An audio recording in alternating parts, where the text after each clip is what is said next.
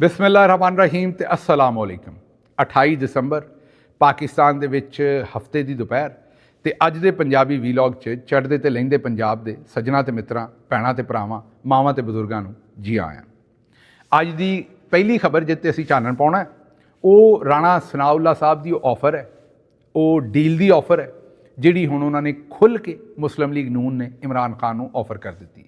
ਪਹਿਲਾਂ ਤਾਂ ਤੁਹਾਨੂੰ ਕੋਈ ਸਹਾਫੀ ਦੱਸਦਾ ਸੀ, ਕੋਈ ਅਸੀਂ ਦੱਸਦੇ ਸੀ, ਕੋਈ ਹੋਰ ਦੱਸਦਾ ਸੀ ਕਿ ਜੇਲ੍ਹ ਦੇ ਵਿੱਚ ਪਾਕਿਸਤਾਨ ਦੀ ਜਿਹੜੀ ਮਿਲਟਰੀ ਸਟੈਬਲਿਸ਼ਮੈਂਟ ਹੈ ਉਹ ਇਮਰਾਨ ਖਾਨ ਸਾਹਿਬ ਨੂੰ ਜਾ ਕੇ ਤੇ ਜੇਲ੍ਹ ਦੇ ਵਿੱਚ ਡੀਲ ਆਫਰ ਕਰਨ ਡਏ ਨੇ। ਪਰ ਹੁਣ ਮੇਰਾ ਖਿਆਲ ਹੈ ਕਿਉਂਕਿ ਅੱਗੋਂ ਇਮਰਾਨ ਖਾਨ ਸਾਹਿਬ ਨੇ ਜਿਹੜੇ ਜਵਾਬ ਦਿੱਤੇ ਨੇ ਤੇ ਹਾਲ ਹੀ ਦੇ ਵਿੱਚ ਜਿਸ ਵੇਲੇ ਉਹਨਾਂ ਨੂੰ ਆਖਿਆ ਵੀ ਤੁਸੀਂ ਬਨੀ ਗਾਲਾ ਚਲੇ ਜਾਓ, ਬਾਕੀਆਂ ਨੂੰ ਭੁੱਲ ਜਾਓ, ਆਪਣੇ ਵਰਕਰ ਸ਼ਰਕਰ ਜਿਹੜੇ ਨੇ ਤੁਹਾਨੂੰ ਛੱਡ ਦੇਣੇ, ਮਿਲਟਰੀ ਕੋਰਟ ਵਾਲਿਆਂ ਨੂੰ ਵੀ ਭੁੱਲ ਜਾਓ ਤੇ 2 ਸਾਲ ਆਪਣੇ ਘਰ ਰਹੋ ਤੇ ਫਿਰ ਸਿਆਸਤ ਵੀ ਕਰੋ ਤੇ ਤੁਹਾਨੂੰ ਅਸੀਂ ਘਰ ਜਾਣ ਦਿੰਦੇ। ਅੱਛਾ, ਮਿਲਟਰੀ ਸਟੈਬਲਿਸ਼ਮੈਂਟ ਨੂੰ ਲੱਗਦਾ ਸੀ ਵੀ ਇਹ ਡੀਲ ਤੇ ਇਹੋ ਜਿਹੀ ਹੈ ਕਿ ਇਮਰਾਨ ਖਾਨ ਸਾਹਿਬ ਤੇ ਇੰਜ ਇਸ ਡੀਲ ਨੂੰ ਹਾਂ ਕਰ ਦੇਣਗੇ। ਉਹਦੀ ਵਜ੍ਹਾ ਹੈ ਕਿ ਮਾਜ਼ੀ 'ਚ ਉਹਨਾਂ ਨੇ ਇਮਰਾਨ ਖਾਨ ਸਾਹਿਬ ਨੂੰ ਤੇ ਬਨੀ ਗਾਲਾ ਘੱਲ ਰਹੇ ਨੇ। ਮਾਜ਼ੀ 'ਚ ਉਹਨਾਂ ਨੇ ਨਵਾਜ਼ ਸ਼ਰੀਫ ਨੂੰ ਤੇ 10 ਸਾਲਾਂ ਵਾਸਤੇ ਮੁਲਕ ਦੇਸ਼ ਨਿਕਾਲਾ ਹੀ ਕਰ ਦਿੱਤਾ ਸੀ। ਉਹਨਾਂ ਨੂੰ ਲੱਗਦਾ ਸੀ ਕਿ ਇਮਰਾਨ ਖਾਨ ਸਾਹਿਬ ਕਹਿਣਗੇ ਵੀ ਆਓ ਜੀ, ਕਿਉਂ ਨਹੀਂ। ਪਰ ਇਮਰਾਨ ਖਾਨ ਨੇ ਅੱਗੋਂ ਆਖਿਆ ਵੀ ਤੁਸੀਂ ਪਹਿਲਾਂ ਤਾਂ ਮੇਰੇ ਵਰਕਰ ਛੱਡੋ, ਮੈਨੂੰ ਰਹਿਣ ਦਿਓ, ਮੈਂ ਜੇਲ੍ਹ 'ਚ ਹੀ ਠੀਕ ਹੈ ਤੇ ਮੈਂ ਬਨੀ ਗਾਲਾ ਕੋਈ ਨਹੀਂ ਜਾਣਾ, ਮੈਨੂੰ ਜਿੰਨਾ ਚਿਰ ਰੱਖਣਾ ਜੇ ਮੈਂ ਇੱਥੇ ਰਹਿਣ ਨੂੰ ਠੀਕ ਹੈ ਤੇ ਆਪਣੇ ਕੇਸ ਫੇਸ ਕਰਾਂਗਾ। ਹਾਂ, ਅਗਰ ਅਦਾਲਤਾਂ ਨੇ ਇਨਸਾਫ ਦਿੱਤਾ ਔਰ ਆਪਣੇ ਕੇਸਾਂ ਨੂੰ ਫੇਸ ਕਰਕੇ ਫਿਰ ਮੈਂ ਆਪਣੇ ਘਰ ਚਲਾ ਜਾਵਾਂਗਾ ਜਦੋਂ ਮੈਂ ਨਿਕਲ ਸਕਿਆ ਇੱਥੋਂ। ਲੇਕਿਨ ਮੈਂ ਤੁਹਾਡੇ ਕਹਿਣ ਦੇ ਉੱਤੇ ਜੇਲ੍ਹ ਤੋਂ ਨਿਕਲ ਕੇ ਬਨੀ ਗਾਲਾ ਦੇ ਵਿੱਚ ਹਾਊਸ ਅਰੈਸਟ ਨਹੀਂ ਹੋਣਾ, ਮੈਨੂੰ ਜਿੰਨਾ ਚਿਰ ਵੀ ਜੇਲ੍ਹ 'ਚ ਰੱਖਣਾ ਰੱਖੋ। ਇਹ ਇਮਰਾਨ ਖਾਨ ਦਾ ਜਵਾਬ ਆਇਆ। ਇਸ ਜਵਾਬ ਤੋਂ ਬਾਅਦ ਇਸਟੈਬਲਿਸ਼ਮੈਂਟ ਦਾ ਤਾਂ ਮੂੰਹ ਕੌੜਾ ਹੋ ਗਿਆ ਜ਼ਾਹਿਰ ਹੈ। ਉਸੇ ਮੂੰਹ ਕੌੜੇ ਦੀ ਵਜ੍ਹਾ ਤੋਂ ਕੱਲ੍ਹ DG SPR ਸਾਹਿਬ ਨੇ ਇੱਕ ਪ੍ਰੈਸ ਕਾਨਫਰੰਸ ਠੋਕੀ। ਉਹਦੇ 'ਤੇ ਅਸੀਂ ਇੱਕ ਤਫਸੀਲ ਦੇ ਨਾਲ ਵੀਲੌਗ ਕੀਤਾ 35 ਮਿੰਟਾਂ ਦਾ। ਅਗਰ ਨਹੀਂ ਸੁਣਿਆ ਤਾਂ ਮੇਰੀ ਤੁਹਾਡੇ ਕੋਲ ਗੁਜ਼ਾਰਿਸ਼ ਹੋਏਗੀ ਕਿ ਜ਼ਰੂਰ ਸੁਣਨਾ ਹੈ ਤੁਸੀਂ ਉਹ ਵੀਲੌਗ। ਲੇਕਿਨ ਉਹਦੇ 'ਤੇ ਵੀ ਕੁਝ ਥੋੜ੍ਹੀ ਬਹੁਤ ਮੈਂ ਇਸ ਵੀਲੌਗ 'ਚ ਵੀ DG SPR ਸਾਹਿਬ ਦੀ ਪ੍ਰੈਸ ਕਾਨਫਰੰਸ 'ਤੇ ਜ਼ਰੂਰ ਗੱਲ ਕਰਾਂਗਾ। ਲੇਕਿਨ ਅਸਲ ਜਿਹੜੀ ਗੱਲ ਹੈ ਇਸ ਵੇਲੇ ਮੈਂ ਕਰਨਾ ਚਾਹੁੰਦਾ ਤੁਹਾਡੇ ਨਾਲ, ਉਹ ਹੈ ਜਿਹੜੀ ਡੀਲ ਆਫਰ ਕੀਤੀ। ਜਿਸ ਵੇਲੇ ਇਸਟੈਬਲਿਸ਼ਮੈਂਟ ਨੂੰ ਵੀ ਇਮਰਾਨ ਖਾਨ ਨੇ ਚਾਨਣ ਕਰ ਦਿੱਤਾ ਕਿ ਤੁਸੀਂ ਇੱਥੋਂ ਫਾਰਗ ਜੇ ਤੇ ਮੈਂ ਕਿਸੇ ਸੂਰਤ ਵੀ ਤੁਹਾਡੀ ਇਹ ਡੀਲ ਨਹੀਂ ਲਵਾਂਗਾ, ਤੇ ਹੁਣ ਨੂਨ ਲੀਗ ਨੂੰ ਖੁੱਲ੍ਹ ਡੁੱਲ ਕੇ TV ਤੇ ਆ ਕੇ ਡੀਲ ਆਫਰ ਕਰਨੀ ਪਈ। TV ਤੇ ਆ ਕੇ ਰਾਣਾ ਸਨਾਉल्ला ਨੇ ਆਖਿਆ ਵੀ ਤੁਸੀਂ ਅਡਿਆਲਾ ਤੋਂ ਘਰ ਜਾਣਾ ਤੇ ਚਲੇ ਜਾਓ, ਸਾਨੂੰ 5 ਸਾਲ ਹਕੂਮਤ ਕਰਨ ਦਿਓ। ਅਸਲ ਗੱਲ ਇਹ ਹੀ ਹੈ ਕਿ ਜਨਾਬ ਸਾਡੀ ਜਾਨ ਛੱਡੋ, ਸਾਨੂੰ ਜੇਲੇ ਨਾ ਘੱਲੋ, ਇਹ ਸਾਰਾ ਕੁਝ ਜੋ ਹੋਇਆ ਇਹਨੂੰ ਭੁੱਲ ਜਾਓ ਤੇ ਅੱਗੇ ਤੁਰੀਏ। ਇਹ ਜਨਾਬ ਹੁਣ ਇਹਨੂੰ ਕਿੰਜ ਭੁੱਲ ਜਾਈਏ? ਇੱਥੇ ਸਨਾਈਪਰ ਚੱਲੇ ਨੇ, ਇੱਥੇ ਲੋਕੀ ਸ਼ਹੀਦ ਹੋਏ ਨੇ ਔਰ ਬੜੀ ਵੱਡੀ ਤਾਦਾਦ 'ਚ ਸ਼ਹੀਦ ਹੋਏ ਨੇ, ਤੇ ਮੈਨੂੰ ਦੱਸੋ ਕਿ ਇਹਨੂੰ ਕਿਸ ਤਰ੍ਹਾਂ ਭੁੱਲ ਜਾਏਗਾ? ਇਹਨੂੰ ਇਮਰਾਨ ਖਾਨ ਸਾਹਿਬ ਕਿਸ ਤਰ੍ਹਾਂ ਭੁੱਲ ਜਾਣਗੇ? ਪਾਕਿਸਤਾਨ ਦੀ ਆਵਾਮ ਕਿਸ ਤਰ੍ਹਾਂ ਭੁੱਲ ਜਾਏਗੀ? ਲੇਕਿਨ ਬਹਰਹਾਲ ਇੱਕ ਚੀਜ਼ ਕਮ ਅਜ਼ ਕਮ ਕਲੀਅਰ ਹੋ ਗਈ ਹੈ ਕਿ ਹੁਣ ਨੂਨ ਲੀਗ ਨੇ ਖੁੱਲ੍ਹ ਡੁੱਲ ਕੇ ਡੀਲ ਆਫਰ ਕਰ ਦਿੱਤੀ ਹੈ ਤੇ ਉਹ ਜਿਹੜੇ ਆਂਦੇ ਸਨ ਵੀ ਅਸੀਂ ਆਹ ਕਰਾਂਗੇ ਤੇ ਉਹ ਕਰਾਂਗੇ, ਉਹ ਹੁਣ ਖੁੱਲ੍ਹ ਡੁੱਲ ਕੇ ਆਂਦੇ ਨੇ ਕਿ ਤੁਸੀਂ ਘਰ ਜਾਣਾ ਤੇ ਚਲੇ ਜਾਓ, ਸਾਨੂੰ ਹਕੂਮਤ ਕਰਨ ਦਿਓ। ਇਹ ਤੇ ਹੋ ਗਈ ਜੀ ਪਹਿਲੀ ਗੱਲ। DG SPR ਸਾਹਿਬ ਵਾਲੇ ਪਾਸੇ ਵੀ ਆਉਣੇ, ਪਰ ਉਸ ਤੋਂ ਪਹਿਲਾਂ ਜਵੇਦ ਲਤੀਫ ਸਾਹਿਬ ਨੇ ਵੀ ਇੱਕ ਗੱਲ ਆਖੀ ਹੈ। ਉਹਨਾਂ ਕਿਹਾ ਸਾਨੂੰ ਗੈਰਤ ਦੀ ਮੌਤ ਚਾਹੀਦੀ ਹੈ, ਸਾਨੂੰ ਗੈਰਤ ਦੀ ਮੌਤ ਚਾਹੀਦੀ ਹੈ, ਸਾਨੂੰ ਜਿਹੜੀ ਹੈ ਉਹ ਖੈਰਾਤ ਦੇ ਵਿੱਚ ਜ਼ਿੰਦਗੀ ਨਹੀਂ ਚਾਹੀਦੀ। ਮਾਸ਼ਾਅੱਲਾ, ਜ਼ਿੰਦਗੀ ਖੈਰਾਤ 'ਚ ਨਹੀਂ ਚਾਹੀਦੀ, ਹਕੂਮਤ ਚਾਹੀਦੀ ਹੈ 17 ਸੀਟਾਂ 'ਤੇ। ਔਰ ਫਾਰਮ 47 ਵਾਲੀ ਜਿਹੜੀ ਇਹਨਾਂ ਨੇ ਲਾਸ਼ਕਟ ਵਾਲੀ, ਇਲਾਸਟਿਕ ਨਹੀਂ ਲਾਸ਼ਕਟ ਵਾਲੀ ਜਿਹੜੀ ਸ਼ਲਵਾਰ ਪਾਈ ਹੈ, ਮਤਲਬ ਕਿ ਸਿਆਸੀ ਸ਼ਲਵਾਰ ਜਿਹੜੀ ਇਹਨਾਂ ਨੂੰ ਪਾਈ ਹੋਈ ਹੈ ਚੌਧਰੀ ਨਿਜ਼ਾਮਦੀਨ ਨੇ, ਲਾਸ਼ਕਟ ਵਾਲੀ, ਉਹ ਜਿੱਥੇ ਦਿਲ ਕਰਦਾ ਇਹਨਾਂ ਦੀ ਖਿੱਚ ਦਿੰਦਾ, ਜਿੱਦਣ ਦਿਲ ਕਰਦਾ ਖਿੱਚ ਦਿੰਦਾ। ਖਿੱਚਦਾ ਵੀ ਆਪ ਨਹੀਂ, ਉਹਨੇ ਉਹ ਜਿਹੜੇ ਬਦਮਾਸ਼ ਰੱਖੇ ਨੇ 2-4, ਉਹ ਜਿੱਥੇ ਦਿਲ ਕਰਦਾ ਫੈਸਲ ਵਾਡਾ ਵਰਗੇ, ਉਹ ਜਿੱਥੇ ਚੌਕ ਦਿਲ ਕਰਦਾ ਇਹਨਾਂ ਨੂੰ ਹਿਊਮਿਲੀਏਟ ਕਰਦੇ ਨੇ। ਪਿਛਲੇ ਦਿਨਾਂ 'ਚ ਤੁਸੀਂ ਇੱਕ ਟਾਕ ਸ਼ੋਅ ਵੇਖਿਆ ਸੀ ਕਾਮਰਾਨ ਸ਼ਾਹਿਦ ਸਾਹਿਬ ਦਾ। ਉਸ ਟਾਕ ਸ਼ੋਅ ਦੇ ਵਿੱਚ ਜਿਸ ਤਰ੍ਹਾਂ ਇਹਨਾਂ ਦੀ ਉਹ ਲਾਸ਼ਟਕ ਵਾਲੀ ਜਿਹੜੀ ਸਿਆਸੀ ਸ਼ਲਵਾਰ ਸੀ ਜਾਂ ਸੁੱਥਣਾ ਆਖ ਲਓ, ਉਹਨੂੰ ਜਿਸ ਤਰ੍ਹਾਂ ਖਿੱਚਣ ਡਏ ਸਨ ਕਾਮਰਾਨ ਸ਼ਾਹਿਦ ਸਾਹਿਬ ਵੀ, ਦੇ ਨਾਲ ਬੈਠੇ ਉਹਨਾਂ ਦੇ ਫੈਸਲ ਵਾਡਾ ਸਾਹਿਬ ਵੀ, ਉਹ ਤੁਹਾਡੇ ਸਾਹਮਣੇ ਹੀ ਸੀ। ਤੇ ਬਹਰਹਾਲ ਇਹ ਇੱਕ ਮਖੌਲ ਹੀ ਕੀਤਾ ਇਹਨਾਂ ਨੇ, ਇੱਕ ਇਹੋ ਜਿਹਾ ਬਿਆਨ ਦਿੱਤਾ ਹੈ ਕਿ ਬੰਦੇ ਨੂੰ ਹਾਸਾ ਹੀ ਬੰਦੇ ਦਾ ਨਿਕਲ ਜਾਂਦਾ ਕਿ ਇਹ ਕੌਣ ਲੋਕ ਨੇ ਤੇ ਕਿਹੋ ਜਿਹੀਆਂ ਗੱਲਾਂ ਕਰਦੇ ਨੇ।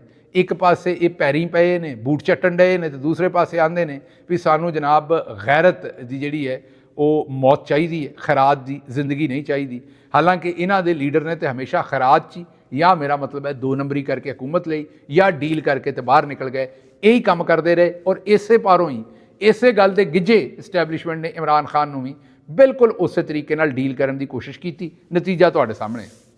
ਅੱਛਾ, ਹੁਣ ਜ਼ਰਾ DG SPR ਸਾਹਿਬ ਦੀ ਪ੍ਰੈਸ ਕਾਨਫਰੰਸ ਵਾਲੇ ਪਾਸੇ ਚਲੀਏ। DG SPR ਸਾਹਿਬ ਦੀ ਪ੍ਰੈਸ ਕਾਨਫਰੰਸ ਦਾ ਜਿਹੜਾ ਮੁਕੰਮਲ ਤਜਜ਼ੀਆ ਹੈ ਨਾ, ਉਹ ਤਾਂ ਮੈਂ ਉਰਦੂ ਵੀਲੌਗ 'ਚ ਰੱਖ ਦਿੱਤਾ।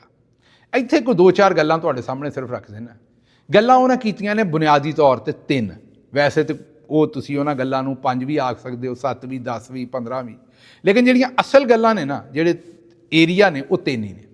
ਇੱਕ ਤੇ ਉਹਨਾਂ ਨੇ ਸਿਆਸਤ ਤੇ ਗੱਲ ਕੀਤੀ ਹੈ, ਇੱਕ ਸਫਾਰਤਕਾਰੀ ਤੇ ਗੱਲ ਕੀਤੀ ਹੈ, ਤੇ ਦੂਸਰੀ ਗੱਲ ਉਹਨਾਂ ਨੇ ਜਿਹੜੀ ਹੈ ਉਹ ਆਖਰੀ ਕੀਤੀ ਹੈ ਇਹ military courts, law and order, ਅਦਾਲਤਾਂ, ਇਨਸਾਨੀ ਹਕੂਕ, ਇਹਨਾਂ ਦੇ ਉੱਤੇ।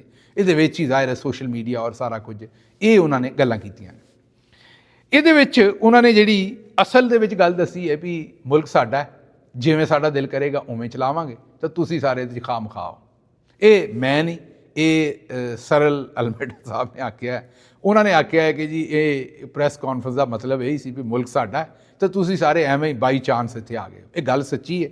ਪ੍ਰੈਸ ਕਾਨਫਰੰਸ ਦੇ ਵਿੱਚ ਇਹੀ ਸੀ ਕਿ ਜਨਾਬ ਵਾਪਡਾ ਵੀ ਅਸੀਂ ਚਲਾਉਣ ਡਏ, ਐਗਰੀਕਲਚਰ ਵੀ, ਕਿਸਾਨ ਹੁਣ ਜ਼ਮੀਨਾਂ ਨਹੀਂ ਵਾਹੁੰਦੇ, ਅਸੀਂ ਵਾਹੁਣ ਡਏ, ਐਗਰੀਕਲਚਰ ਵੀ ਅਸੀਂ ਕਰਨ ਡਏ, ਜ਼ਖੀਰਾ ਅੰਦੋਜ਼ਾਂ ਦੇ ਖਿਲਾਫ ਵੀ ਆਪਰੇਸ਼ਨ ਅਸੀਂ ਕਰਨ ਡਏ, ਜਿਹੜੇ ਬਿਜਲੀ ਘਰ ਨੇ ਉਹਨਾਂ ਦੇ ਮਨਸੂਬੇ ਵੀ ਅਸੀਂ ਠੀਕ ਕਰਨ ਡਏ, FWO ਦਾ ਤੁਹਾਨੂੰ ਪਹਿਲਾਂ ਹੀ ਪਤਾ ਹੈ, ਫੌਜੀ ਦਲੀਏ ਦਾ ਤੁਹਾਨੂੰ ਪਹਿਲਾਂ ਹੀ ਪਤਾ ਹੈ, ਫੌਜੀ ਸੀਮੈਂਟ ਦਾ ਤੁਹਾਨੂੰ ਪਹਿਲਾਂ ਹੀ ਪਤਾ ਹੈ, ਹੋਰ ਮੈਂ ਨਾਂ ਲੈਂਦਾ ਜਾਵਾਂਗਾ, ਅਸਕਰੀ ਬੈਂਕ, ਅਸਕਰੀ ਇੰਸ਼ੋਰੈਂਸ, ਮੈਂ ਥੱਕ ਜਾਂਗਾ, ਕੰਮ ਮੁੱਕਣਾ ਨਹੀਂ। ਉਹਨਾਂ ਦਾ ਕਹਿਣ ਦਾ ਮਤਲਬ ਸੀ ਵੀ ਇਹ ਸਾਰੇ ਕੰਮ ਸਾਡੇ ਨੇ, ਪਾਰਾ ਚਨਾਰ 'ਚ ਜੋ ਕੁਝ ਹੋ ਰਿਹਾ ਉਹ ਜ਼ਿੰਮੇਦਾਰ ਸਾਡੀ ਨਹੀਂ।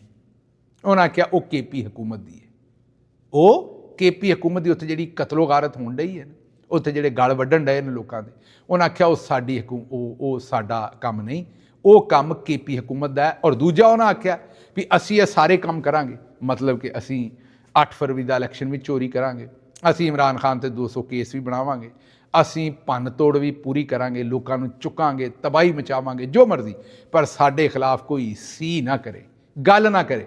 ਜੇ ਕਰੋਗੇ ਤਾਂ ਫਿਰ ਤੁਸੀਂ ਗੱਦਾਰ ਹੋ, ਮੁਲਕ ਦੁਸ਼ਮਣ ਹੋ। ਬਿਲਕੁਲ ਐਵੇਂ ਹੀ ਜਿਵੇਂ ਚੇਤੇ ਕਰੋ ਮਾਦਰੇ ਮਿਲਤ ਫਾਤਮਾ ਜਨਾਹ ਸਾਹਿਬਾਂ ਨਾਲ ਵੀ ਇਹਨਾਂ ਇਹੀ ਕੰਮ ਕੀਤਾ ਸੀ।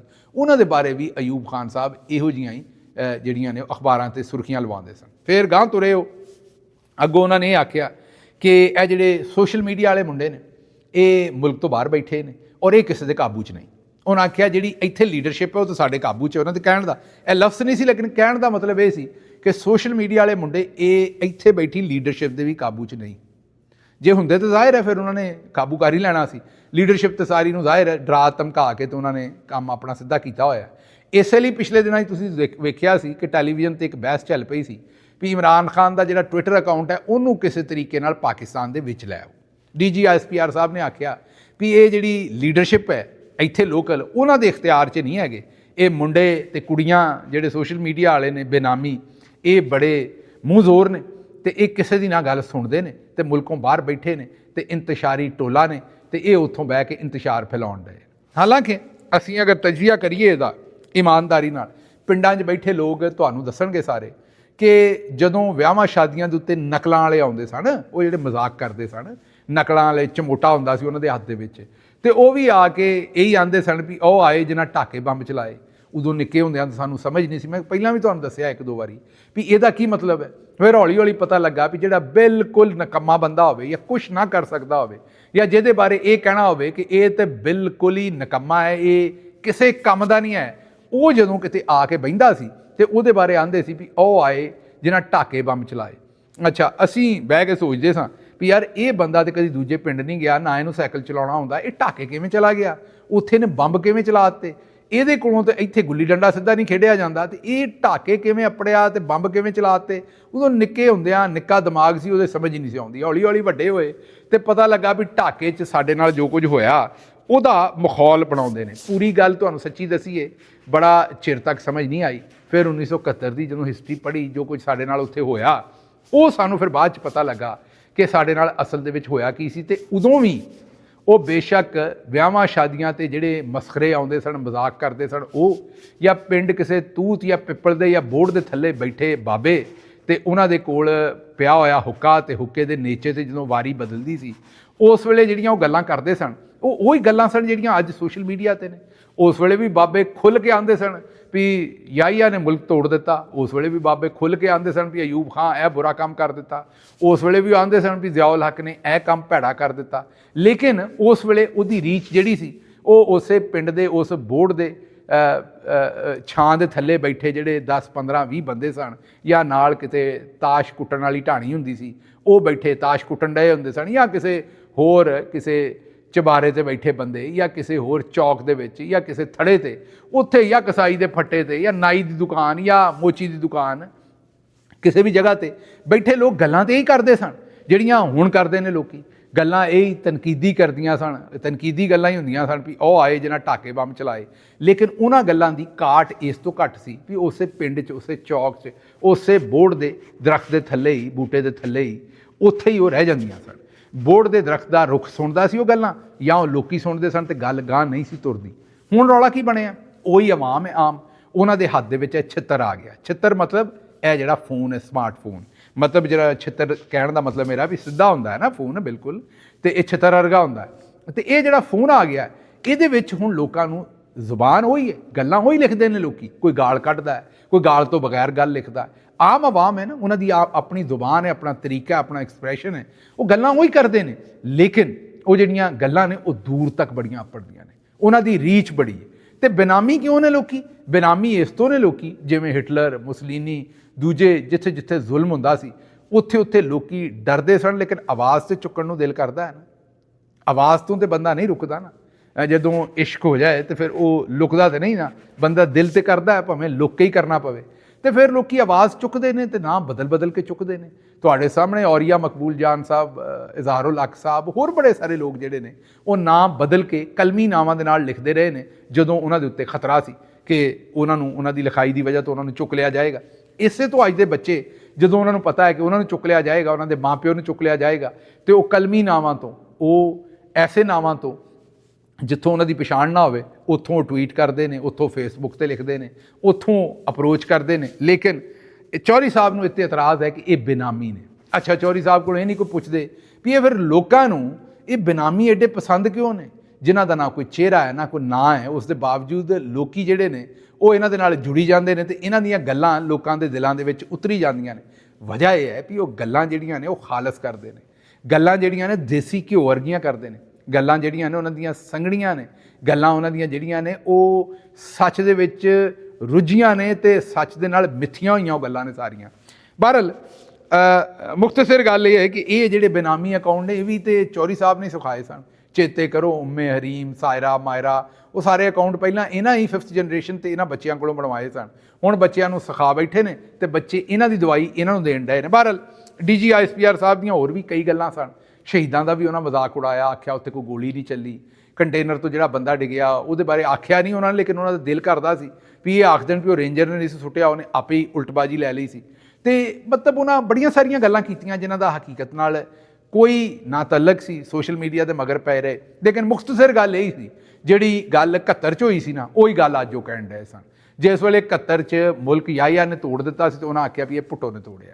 ਹਾਲਾਂਕਿ ਭੁੱਟੋ ਉਸ ਵੇਲੇ ਉਹੀ ਹਾਲਾਤ ਸਨ ਜੋ ਇਸ ਵੇਲੇ ਸ਼ਹਿਬਾਜ਼ ਸ਼ਰੀਫ ਦੇ ਨੇ, ਇਸ ਤੋਂ ਥੋੜ੍ਹੇ ਜਿਹੇ ਬਿਹਤਰ ਕਹਿ ਲਓ। ਲੇਕਿਨ ਰਲਦੇ ਮਿਲਦੀ ਗੱਲ ਹੀ ਸੀ, ਉਸ ਵੇਲੇ ਵੀ ਯਾਹਿਆ ਖਾਨ ਕੋਲ ਹੀ ਸਾਰੀ ਤਾਕਤ ਸੀ। ਲੇਕਿਨ ਨਾ ਅਸੀਂ ਕਦੇ ਉਦੋਂ ਮੰਨਿਆ ਆਪਣਾ ਕਸੂਰ, ਨਾ ਅੱਜ ਮੰਨਿਆ। ਮਤਲਬ ਕੰਮ ਬਾਕੀ ਸਾਰਾ ਅਸੀਂ ਕਰਨਾ, ਲੇਕਿਨ ਇਮਰਾਨ ਖਾਨ ਨੂੰ ਵਜ਼ੀਰ ਆਜ਼ਮ ਵੀ ਅਸੀਂ ਬਣਾਇਆ, ਪਰ ਤਾਲਿਬਾਨ ਨੂੰ ਪਾਕਿਸਤਾਨ 'ਚ ਲਿਆ ਕੇ ਇਮਰਾਨ ਖਾਨ ਨੇ ਵਸਾਇਆ। ਹੋਰ ਵੀ ਬੜੀਆਂ ਸਾਰੀਆਂ ਕੰਟਰਾਡਿਕਸ਼ਨਸ ਨੇ, ਬੜੀ ਸਾਰੀ ਇਹੋ ਜਿਹੀਆਂ ਗੱਲਾਂ ਨੇ ਜਿਨ੍ਹਾਂ ਦੇ ਉੱਤੇ ਅਸੀਂ ਤਬਸਰਾ ਕਰ ਸਕਦੇ ਹਾਂ। ਮੈਂ ਤੁਹਾਨੂੰ ਆਖਿਆ ਕਿ ਮੈਂ ਤਫਸੀਲ ਨਾਲ ਤਬਸਰਾ ਜਿਹੜਾ ਉਰਦੂ ਵੀਲੌਗ 'ਚ ਕੀਤਾ ਉਹ ਜ਼ਰੂਰ ਸੁਣੋ। ਅੱਗੇ ਚੱਲਨੇ ਤੁਹਾਡੇ ਸਾਹਮਣੇ। ਆਸਿਫ ਅਲੀ ਜ਼ਰਦਾਰੀ ਸਾਹਿਬ ਆਂਦੇ ਨੇ ਕਿ ਮੈਂ ਪੀਪਲਜ਼ ਪਾਰਟੀ ਹਮੇਸ਼ਾ ਆਵਾਮ ਦੀ ਤਾਕਤ ਨਾਲ ਇਕਤਦਾਰ ਚਾਹੁੰਦੀ ਹੈ, ਅੱਜ ਮੈਂ ਸਦਰ ਹਾਂ ਤੇ ਆਵਾਮ ਦੀ ਤਾਕਤ ਨਾਲ ਹੈ, ਇਹ ਉਹਨਾਂ ਨੇ ਆਖਿਆ। ਕੱਲ੍ਹ ਇਹਨਾਂ ਨੇ ਇਹ ਗੱਲ ਆਖੀ ਹੈ, 27 ਤਾਰੀਖ ਨੂੰ ਬਰਸੀ ਸੀ ਬੇਨਜ਼ੀਰ ਸਾਹਿਬਾ ਦੇ ਕਤਲ ਦੀ, ਉਹਨਾਂ ਦੀ ਸ਼ਹਾਦਤ ਦੀ। ਤੁਹਾਨੂੰ ਪਤਾ ਉਹਨਾਂ ਨੂੰ 27 ਦਸੰਬਰ 2007 ਦੇ ਵਿੱਚ ਕਤਲ ਕਰ ਦਿੱਤਾ ਗਿਆ ਸੀ, ਸ਼ਹੀਦ ਕਰ ਦਿੱਤਾ ਗਿਆ ਸੀ ਲਿਆਕਤ ਬਾਗ ਰਾਵਲਪਿੰਡੀ 'ਚ। ਤੇ ਉਸ ਤੋਂ ਬਾਅਦ ਪੀਪਲਜ਼ ਪਾਰਟੀ ਦੀ ਆਪਣੀ ਹਕੂਮਤ ਨੇ ਉਹਨਾਂ ਦੇ ਕਤਲ ਦੇ ਉੱਤੇ ਮਿੱਟੀ ਪਾ ਦਿੱਤੀ ਸੀ, ਇਨਵੈਸਟੀਗੇਸ਼ਨ ਨਹੀਂ ਸੀ ਹੋਣ ਦਿੱਤੀ। ਹੁਣ ਤਾਰਿਕ ਖੋਸਾ ਸਾਹਿਬ ਜਿਹੜੇ ਇੱਕ ਪੁਰਾਣੇ ਪੁਲਿਸ ਅਫਸਰ ਨੇ, ਉਹਨਾਂ ਨੇ ਇੱਕ ਕਿਤਾਬ ਲਿਖੀ ਹੈ ਜਿਹਦੇ 'ਚ ਉਹਨਾਂ ਨੇ ਸਾਰਿਆਂ ਦੇ ਚਿਹਰਿਆਂ ਤੋਂ ਨਕਾਬ ਲਾ ਕੇ ਰੱਖ ਦਿੱਤਾ ਹੈ ਕਿ ਇਹ ਕਤਲ ਦੇ ਵਿੱਚ ਕੌਣ ਕੌਣ ਮੁਲਵਸ ਸੀ। ਅੱਜ ਦੇ ਉਰਦੂ ਵੀਲੌਗ 'ਚ ਅਸੀਂ ਇਹ ਗੱਲ ਖੁੱਲ੍ਹ ਕੇ ਕੀਤੀ ਹੈ।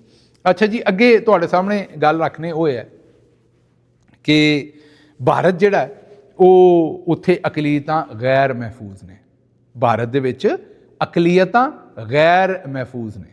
ਇਹਦੇ ਉੱਤੇ ਜ਼ੁਬੈਰ ਅਲੀ ਜਿਹੜਾ ਜਰਨਲਿਸਟ ਹੈ, 3 ਦੇ ਨਾਂ ਤੋਂ ਆਪਣਾ ਵੀਲੌਗ ਕਰਦੇ ਨੇ, ਉਹਨਾਂ ਨੇ ਬੜੀ ਜ਼ਬਰਦਸਤ ਗੱਲ ਅੱਗੋਂ ਕੀਤੀ ਹੈ। ਉਹਨਾਂ ਕਿਹਾ ਜੀ ਭਾਰਤ 'ਚ ਅਕਲੀਅਤਾਂ ਗੈਰ ਮਹਿਫੂਜ਼ ਨੇ, ਸਾਡੇ ਇੱਥੇ ਅਕਸਰੀਅਤ ਗੈਰ ਮਹਿਫੂਜ਼ ਹੈ। ਹੁਣ ਮੈਨੂੰ ਸਮਝ ਨਹੀਂ ਆਉਂਦੀ ਕਿ ਅਸੀਂ ਹਿੰਦੁਸਤਾਨ ਦੇ ਬਾਰੇ ਇਹੋ ਜਿਹੀਆਂ ਗੱਲਾਂ ਕਿਵੇਂ ਕਰ ਲੈਂਦੇ ਹਾਂ ਜਦੋਂ ਸਾਡੇ ਆਪਣੇ ਹਾਲਾਤ ਜਿਹੜੇ ਨੇ ਉਹ ਤੁਹਾਡੇ ਸਾਹਮਣੇ ਹੀ ਨੇ, ਜਿਹੜੇ ਪਾਸੇ ਤੁਰ ਪਏ ਨੇ ਤੇ ਜਿਹੜੇ ਪਾਸੇ ਅਸੀਂ ਤੋਰ ਲਏ ਨੇ। ਅੱਛਾ ਜੀ, ਅਗਲੀ ਖਬਰ ਜਿਹੜੀ ਤੁਹਾਡੇ ਸਾਹਮਣੇ ਰੱਖਣੀ ਹੈ ਉਹ ਮਨਮੋਹਨ ਸਿੰਘ ਸਾਹਿਬ, ਉਹਨਾਂ ਦਾ 2 ਦਿਨ ਪਹਿਲੇ ਉਹ ਇਸ ਦੁਨੀਆ ਤੋਂ ਚਲੇ ਗਏ ਨੇ ਔਰ ਬੜੇ ਉਹ ਵੀ ਇੱਕ ਮੰਨੀ ਪਰਮੰਨੀ ਸ਼ਖਸੀਅਤ ਸਨ ਔਰ ਉਹਨਾਂ ਨੇ ਹਿੰਦੁਸਤਾਨ ਦੇ ਨਾਲ ਉਹ ਕੰਮ ਕੀਤਾ ਜਿਹੜਾ ਸ਼ਾਇਦ ਹੋਰ ਕੋਈ ਨਾ ਕਰ ਸਕਦਾ। ਉਹ 1932 ਦੇ ਵਿੱਚ ਚਕਵਾਲ ਜੇਹਲਮ ਇਸ ਇਲਾਕੇ ਦੇ ਵਿੱਚ ਪੈਦਾ ਹੋਏ ਸਨ 1932 'ਚ ਔਰ 1991 'ਚ ਉਹ ਹਿੰਦੁਸਤਾਨ ਦੇ ਵਜ਼ੀਰੇ ਖਜ਼ਾਨਾ ਬਣੇ ਸਨ ਅਤੇ ਉਸ ਤੋਂ ਬਾਅਦ 2004 ਤੋਂ 2014 ਤੱਕ ਮੇਰਾ ਖਿਆਲ ਹੈ ਉਹ ਵਜ਼ੀਰ ਆਜ਼ਮ ਬਣੇ ਸਨ ਹਿੰਦੁਸਤਾਨ ਦੇ। ਲੇਕਿਨ ਅਸਲ ਉਹਨਾਂ ਨੇ ਜਿਹੜਾ ਹਿੰਦੁਸਤਾਨ ਦੀ ਤਕਦੀਰ ਬਦਲੀ ਸੀ ਨਾ, ਉਹ 1991 'ਚ ਜਿਸ ਵੇਲੇ ਵਜ਼ੀਰੇ ਖਜ਼ਾਨਾ ਬਣੇ ਸਨ। ਉਹਨਾਂ ਨੇ ਜਿਹੜੀ ਨਵੀਆਂ ਮਾਸ਼ੀ ਪਾਲਿਸੀਆਂ ਲਿਆਂਦੀਆਂ, ਹਿੰਦੁਸਤਾਨ ਦੀ ਮਾਰਕੀਟ ਨੂੰ ਦੁਨੀਆ ਵਾਸਤੇ ਖੋਲ੍ਹਿਆ, ਇਕੋਨਮੀ ਨੂੰ ਜਿਹੜੀ ਨਵੀਂ ਜਿੱਦਤ ਦਿੱਤੀ, ਅੱਜ ਹਿੰਦੁਸਤਾਨ ਕਿਤੇ ਦਾ ਕਿਤੇ ਅੱਪੜ ਗਿਆ। ਅਤੇ ਸਾਨੂੰ ਔਰੰਗਜ਼ੇਬ ਸਾਹਿਬ ਵਰਗੇ ਚਾਹੀਦੇ ਨੇ, ਸਾਨੂੰ ਇਸਾਕ ਡਾਰ ਵਰਗੇ ਚਾਹੀਦੇ ਨੇ, ਜਿਹੜੇ ਇੱਥੋਂ ਹੁੰਡੀਆਂ ਲਾਉਣ, ਜਿਹੜੇ ਇੱਥੋਂ ਮਨੀ ਲਾਂਡਰਿੰਗ ਕਰਨ, ਜਿਹੜੇ ਇੱਥੋਂ ਪੈਸਾ ਲੁੱਟ ਕੇ ਲੈ ਜਾਣ। ਉਹਨਾਂ ਨੂੰ ਫਿਰ ਅਸੀਂ ਜਿਸ ਤਰ੍ਹਾਂ ਅਸੀਂ ਇਸਾਕ ਡਾਰ ਸਾਹਿਬ ਨੂੰ ਏਅਰਫੋਰਸ ਦੇ ਜਹਾਜ਼ 'ਤੇ ਵਾਪਸ ਲਿਆਏ ਸਾਂ, ਸਾਨੂੰ ਇਹੋ ਜਿਹੇ ਸਾਡੇ ਚੌਧਰੀ ਨਿਜ਼ਾਮਦੀਨ ਨੂੰ ਚਾਹੀਦੇ ਨੇ, ਲਿਆ ਕੇ ਬਾਰ-ਬਾਰ ਇਹਨਾਂ ਨੂੰ ਸਾਡੇ ਉੱਤੇ ਮੁਸੱਲਤ ਕਰਦੇ ਨੇ ਅਤੇ ਉਸ ਤੋਂ ਬਾਅਦ ਆਂਦੇ ਨੇ ਕਿ ਇਹ ਜਿਹੜੇ ਬੰਦੇ ਨੇ ਇਹਨਾਂ ਦੇ ਨਾਲ ਹੀ ਅਸੀਂ ਕੰਮਕਾਰ ਜਿਹੜਾ ਉਹ ਚਲਾਈਏ। ਅੱਛਾ ਜੀ, ਅੱਗੇ ਚੱਲਦੇ ਹਾਂ। ਅਗਲੀ ਜਿਹੜੀ ਖਬਰ ਤੁਹਾਡੇ ਸਾਹਮਣੇ ਰੱਖਣੀ ਹੈ ਉਹ ਇਹ ਹੈ ਕਿ ਰਿਚਰਡ ਗ੍ਰੈਨਲ ਜਿਹੜਾ ਹੈ ਉਹਨੂੰ ਅਸਲ ਬਟਨ ਦਾ ਇਸ ਹਕੂਮਤ ਦਾ ਪਤਾ ਲੱਗ ਗਿਆ। ਉਹਨੂੰ ਇਹ ਪਤਾ ਲੱਗ ਗਿਆ ਹੈ ਵੀ ਇਹ ਜਿਹੜੇ ਚੌਧਰੀ ਸਾਹਿਬ ਨੇ ਇਹਨਾਂ ਦਾ ਅਸਲ ਬਟਨ ਜਿਹੜਾ ਉਹ IMF ਹੈ, ਕਿਉਂਕਿ ਉੱਥੋਂ ਰੁਪਈਏ ਪੈਸੇ ਲੱਭਦੇ ਨੇ। ਇਹਨਾਂ ਦੇ ਰੁਪਈਏ ਪੈਸੇ ਬੰਦ ਕਰ ਦਿਓ ਅਤੇ ਆਪੇ ਢੇਰ ਹੋ ਜਾਣਗੇ।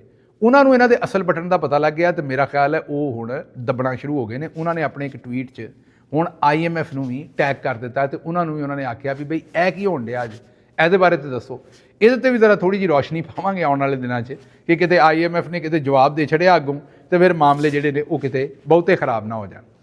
ਅੱਛਾ ਜੀ, ਅਗਲੀ ਖਬਰ ਜਿਹੜੀ ਤੁਹਾਡੇ ਸਾਹਮਣੇ ਰੱਖਣੀ ਹੈ ਉਹ ਇਹ ਹੈ ਕਿ ਹਬੀਬ ਅਕਰਮ ਸਾਹਿਬ ਨੇ ਕਿਹਾ ਕਿ ਮੈਂ 2023 'ਚ ਜਿਸ ਵੇਲੇ ਜ਼ਮਾਨ ਪਾਰ ਕੇ ਇਮਰਾਨ ਖਾਨ ਨੂੰ ਮਿਲਣ ਗਿਆ ਅਤੇ ਇਮਰਾਨ ਖਾਨ ਨੇ ਕਿਹਾ ਕਿ ਹੁਣ ਇਹ ਮੈਨੂੰ ਗ੍ਰਿਫਤਾਰ ਕਰ ਲੈਣਗੇ ਅਤੇ ਜੇਲ੍ਹ 'ਚ ਪਾ ਦੇਣਗੇ, ਲੇਕਿਨ ਇੱਕ ਵੇਲਾ ਆਏਗਾ ਕਿ ਇਹਨਾਂ ਨੂੰ ਮੇਰੇ ਨਾਲ ਗੱਲ ਕਰਨੀ ਪਏਗੀ। ਇੱਕ ਵੇਲਾ ਆਏਗਾ ਇਹਨਾਂ ਨੂੰ ਜੇਲ੍ਹ 'ਚ ਆ ਕੇ ਮੇਰੇ ਨਾਲ ਮੁਜ਼ਾਕਰਾਤ ਕਰਨੇ ਪੈਣਗੇ।